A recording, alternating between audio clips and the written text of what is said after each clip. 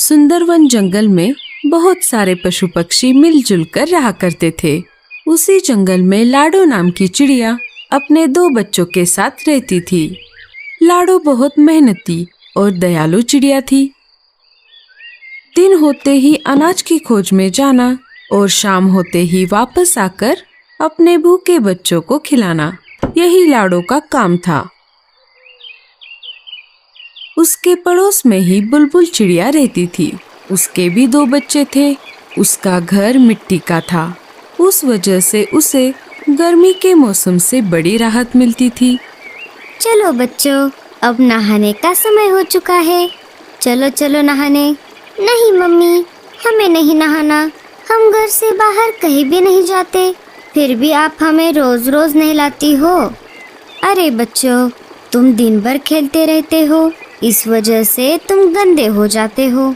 अगर रोज नहीं नहाओगे तो तुम्हारे पंखों से बदबू आने लगेगी। बुलबुल के बच्चों को नहाना पसंद नहीं था, फिर भी बुलबुल उनको जबरदस्ती से नहलाती थी। बुलबुल ने अपने बच्चों को नहलाया और उनको घर के ऊपर सूखने के लिए बाहर खड़ा कर दिया। चलो, अब मेरे काम का समय शुरू हो जाएगा। जंगल के पंछी एक एक करके मेरे स्विमिंग पूल में नहाने आएंगे। बुलबुल बहन, क्या मैं मेरे बच्चों को नहलाऊं? हाँ हाँ, क्यों नहीं, पर तुम्हें पता है ना, एक बच्चे को एक बेरी। हाँ हाँ, मुझे मालूम है। ये लो 2 बेरियां। रानो भी अपने बच्चों को नहलाने लगी। एक एक करके जंगल के सारे पंछियों ने अपने अपने बच्चों को नहलाया। लाडो भी अपने बच्चों को नहलाना चाहती थी। वो बुलबुल के पास चली आती है। बोलो लाडो, क्या काम है? बुलबुल बहन, मुझे भी मेरे बच्चों को नहलाना है। हाँ हाँ, क्यों नहीं, लाओ फिर 2 बेरियां। अभी तो मेरे पास बेरिया नहीं है। बहन, जब मैं पहाड़ी इलाकों में जाऊंगी तब बेरिया लेकर आऊंगी और तुम्हें दे दूंगी।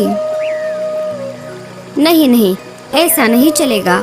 बेरिया नहीं तो स्विमिंग पूल में एंट्री भी नहीं। ठीक है बच्चों, चलो।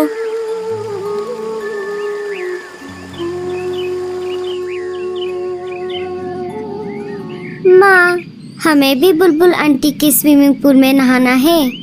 लाडो ने बच्चों को समझाते हुए कहा।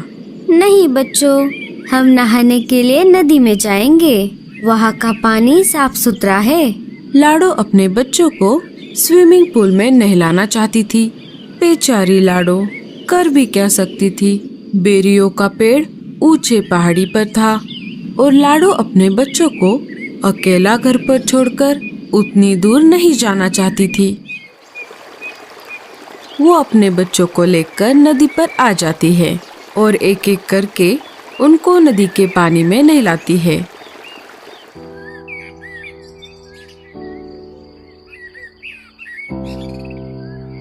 अरे लाडो, ऐसे उदास क्यों बैठी हो? क्या कुछ परेशानी है? अरे नहीं कालू भैया, ऐसी कोई बात नहीं है। सोनू मोनू को बुलबुल चिड़िया के स्विमिंग पूल में नहाने की बहुत इच्छा है, लेकिन वो नहाने के बदले बेरियों की मांग कर रही है और अभी तो मेरे पास बेरिया नहीं है। बेरिया लाने के लिए मुझे ऊंचे पहाड़ी पर जाना होगा, पर मैं मेरे बच्चों को घर पर अकेला छोड़कर उतनी दूर नहीं जा सकती। बस इतनी सी बात, मैं हूँ ना, मैं पहाड़ी इलाकों में जाकर बेरिया ले आऊंगा। बड़े आए जाने वाले। क्यों जी, आपके पास कोई दूसरा काम नहीं है क्या? ना बीवी है ना बच्चे। आप एक काम करो, सारे पंछियों के काम फोकट में करो। अरे गोरी, मैं तो ऐसे ही कह रहा था। मैं पहाड़ी इलाकों में जाता रहता हूँ ना, इसीलिए मैंने ऐसा कहा। तुम भी ना गोरी। बहुत दिनों से जग्गू सेब मांग रहा है, क्या आपने लाकर दिया? कोई जरूरत नहीं है किसी की मदद करने की। अब सीधा मेरे साथ घर चलो। कालू कौवा वहाँ से चला जाता है। मम्मी, मुझे भी स्विमिंग पूल में नहाना है। अरे जग्गू, तुझे नहाने की कोई जरूरत नहीं है, तू तो वैसे भी साफ सुथरा है। लाडो उदास बैठी थी कि तभी वहां पर भूरा कौवा आ जाता है। भूरे ने सारी बात सुन ली थी। लाडो, तुम परेशान क्यों होती हो? मैंने अभी अभी सब सुन लिया है। तुम एक काम क्यों नहीं करती? मैं तुम्हारी बच्चों की देखभाल करता हूँ। तुम पहाड़ी इलाकों में जाकर बेरिया लेकर आओ। लाडो को भूरे पर बिल्कुल भी भरोसा नहीं था, लेकिन उसे बच्चों को स्विमिंग पूल में नहलाना भी था। फिर भी लाडो ने भूरे से पूछा, लेकिन तुम मेरी मदद क्यों कर रहे हो? अरे, मैं भी बहुत दिनों से बेरिया खाने की सोच रहा हूँ। तुम आते समय मेरे लिए भी बेरिया लेकर आना। अच्छा, ठीक है, तो मैं चलती हूँ। तुम मेरे बच्चों का ध्यान रखना। लाडो बेरिया लाने के लिए पहाड़ी इलाकों की ओर चल पड़ती है। अरे वाह, ये तो बहुत अच्छा हुआ। मुझे पता चला है पहाड़ी इलाकों से हमारी जंगल की ओर तेज तूफान आ रहा है। मुझे नहीं लगता कि लाडो उस तेज तूफान में बच पाएगी। फिर मैं इन दो बच्चों को घर से बाहर फेंक दूंगा। लाडो के जाते ही भूरा बच्चों को घोंसले से बाहर निकाल देता है और घोंसले का दरवाजा लगा लेता है। बच्चे अपनी माँ की याद में रोने लगते हैं। इधर लाडो जैसे तैसे करके आगे बढ़ती रही। वैसे ही तेज हवा भी बढ़ने लगी। लगता है इस तेज तूफान में मैं उड़ नहीं पाऊंगी। लाडो चिड़िया हार मानने वालों में से नहीं थी। बड़ी कठिनाइयों का सामना करते हुए वो आगे बढ़ती रही। तभी उसके सामने से मीनू मौसी उड़ते हुए आ जाती है। अरे लाडो, ये क्या कर रही हो? चलो वापस। बारिश के साथ साथ बहुत बड़ा तूफान भी आने वाला है। अच्छा, ठीक है मौसी। वो दोनों वापस जंगल में आ जाती है। लाडो, बहुत तेज बारिश शुरू हो गई है। तुम एक काम करो, बारिश रुकने तक मेरे घर में रुक जाओ। बारिश थमते ही चली जाना। दोनों मीनू मौसी के घोंसले के अंदर चली जाती है। बारिश अपने जोरों पर थी। मेरे बच्चे ठीक तो होंगे ना? इधर बेचारे बच्चे तेज बारिश में भीग रहे थे। वो दोनों एक पेड़ की डाली पर बैठ जाते हैं, जहाँ पर कम बारिश का पानी आ रहा था। तभी उनको उस पेड़ के तने से आवाज आती है, बच्चों इधर आओ। बच्चे अंदर चले जाते हैं। इधर भूरा कौवा मजे में घोड़े बेचकर सो रहा था। तभी एक तेज हवा का झोंका आ जाता है और भूरे कौवे का घोंसला पानी में गिर जाता है। भूरा घर का दरवाजा खोल नहीं पाता और वो डूब जाता है। थोड़ी देर बाद बारिश कम हो जाती है।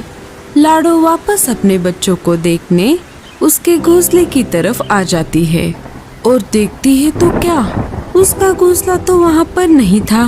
वो सब तरफ खोज करने लगती है। तभी उसे बुलबुल चिड़िया मिट्टी में दबी हुई दिखाई देती है। लाडो, मुझे बचाओ। मेरा मिट्टी का घर बारिश में गल गया और मैं मिट्टी में धंस गई। अपनी जान की परवाह न करते हुए लाडो बुलबुल चिड़िया को गीली मिट्टी से बाहर निकालती है।